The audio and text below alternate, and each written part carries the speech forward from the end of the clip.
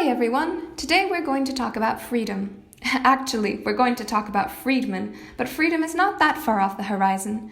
Anyway, let's get to it.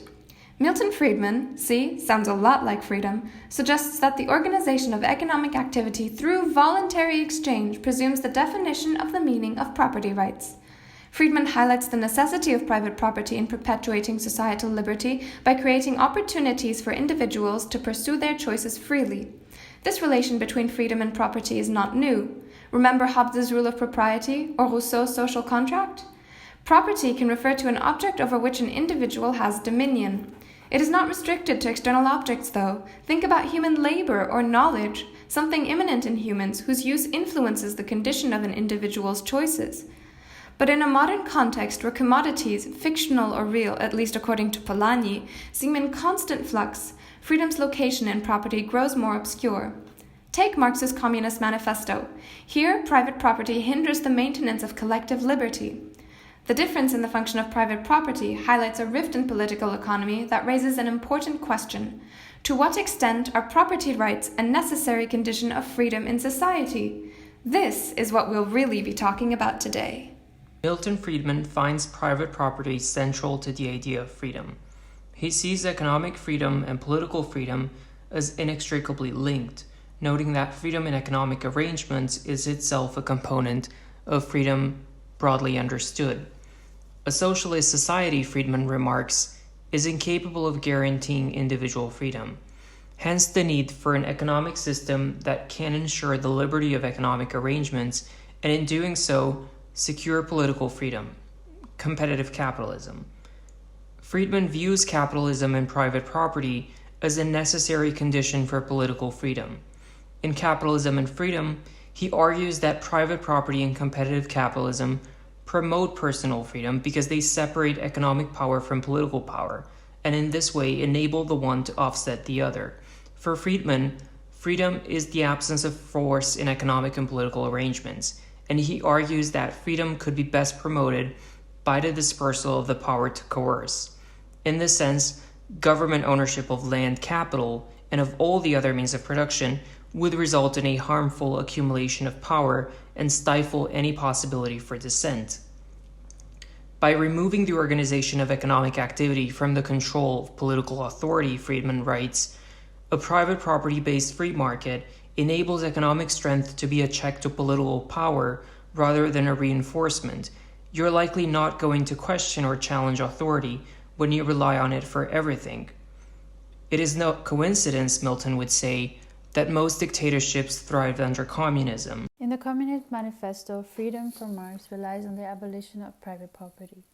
Ownership and private property seem to be an impediment to the disintegration of oppression of the working class. Whilst other scholars would argue that private property is key to the development of self-consciousness and free will of the individuals in society, Marx would rather see the negative and harmful effects of private property on the working class.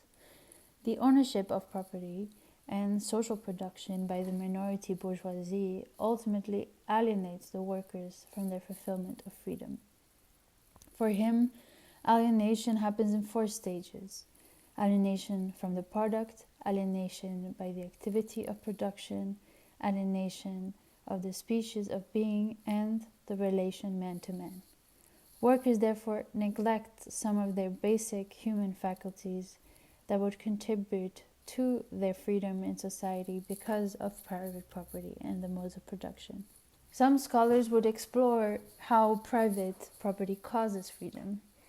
Marx, however, emphasizes that private property causes alienation of freedom of the proletariat. Therefore, the abolition of private property, which would ultimately happen with the change of the mode of production, would end alienation felt by the majority working class, and so allow them the pursuit of freedom. In The Accumulation of Capital, Luxemburg claims that private property rights, which capitalism engendered, are an unnatural and irrational system that infiltrate communist communities in pursuit of monetary gains. Capitalism is in pursuit of land and labor rather than collective good or communal gain. In this sense, private property inhibits freedom because it predicates the exploitation of the other. Its abolition is thus necessary to ensure the freedom of an organized society. Luxemburg details the exploitation that accompanies capitalism, using Britain's occupation of India and France's of Algeria to explain how European capitalism sells an artificial idea of freedom, happiness that can only be achieved through capitalism, regardless of if happiness or liberty existed prior to colonial intervention.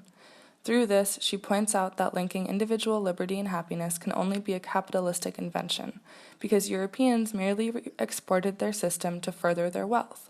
In doing so, Luxemburg asks us to decolonize our perspective. It may be nearly impossible to separate happiness, liberty, and private property today. Homelessness and poverty cause so many social ills, but Luxemburg reminds us, in the vein of Marx, that capitalism is merely the destruction of collective good and communal pursuits. In this sense, according to Luxemburg, private property is not the fundament of free society. Rather, it is the opposite. The answer to the necessity of private property in maintaining freedom still remains elusive. But where do you fall? Is it even possible to choose? Is all this just a matter of perspective? Maybe the best way to put it is to tie it to Michael Frieden's liberalism. Hey, Frieden also sounds like freedom. Someone should look into that. Anyway, Frieden calls liberalism a house of many mansions, in a constant state of growth, an engine that makes a wholesome society possible and that could stretch human imagination and experience to their very limits. While this may not give us a concrete answer, it highlights the complexity of human encounters in society and the necessity to constantly evaluate one's position and actions in organized institutions. Whatever you decide, we hope you carry this debate with you and remember it wherever your interactions with other humans take you. Thank you.